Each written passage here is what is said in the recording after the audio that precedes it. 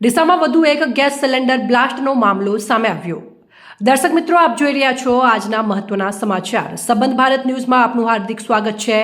હવે જોઈએ આજના મહત્વના સમાચાર। આજે વહેલી સવારે ડીસા શહેરમાં વરસાદની દુકાનમાં ગેસ લીકેજના કારણે આગ લાગી હતી। અચાનક આગ લાગતા અફરાતફરી મચી ગઈ હતી।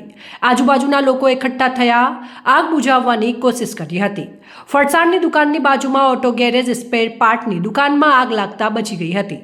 આગ વિકરાળ સ્વરૂપ ધારણ કરતા લોકોમાં ભયનો માહોલ છવાયો હતો। ડીસા ફાયર વિભાગને જાણ કરતા ફાયર ફાઇટર ટીમ ઘટના સ્થળે દોડી આવી। ફાયર ફાઇટર ટીમ આવે તે પહેલા જ એક વ્યક્તિએ પોતાની પરવા કર્યા વગર આગને બુઝાવવાની કોશિશ કરી અને પાણીનો મારો ચલાવી આગ બુઝાવી હતી। જાણવા મળતી માહિતી મુજબ આ આગ પર કાબુ ન મેળવાતી હોત તો મોટી જાનહાની થવાની સંભાવના હતી અને આજુબાજુની દુકાનો આગની લપેટમાં આવે તેવી શક્યતાઓ થતા લોકોના જીવ તાળવે ચોંટી ગયા હતા। ફાયર ફાઇટરની ટીમ ઘટના સ્થળે દોડી આવતા આગને કાબૂમાં લીધી હતી। ત્યારે પ્રજાપતિ સ્વીટ એન્ડ ફરસાણ નામની દુકાન ઉપર આગ લાગવાની આ ઘટના બની હતી।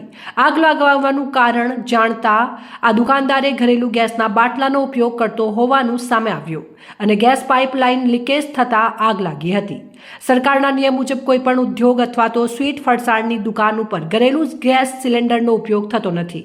આવી જગ્યા ઉપર કોમર્શિયલ ગેસ સિલિન્ડરનો ઉપયોગ કરવામાં આવે છે। તેમ છતાં પણ ઘરેલું ગેસ સિલિન્ડરનો ઉપયોગ થતો હોય છે અને આવા નાના મોટા અકસ્માતો સર્જાતા હોય છે।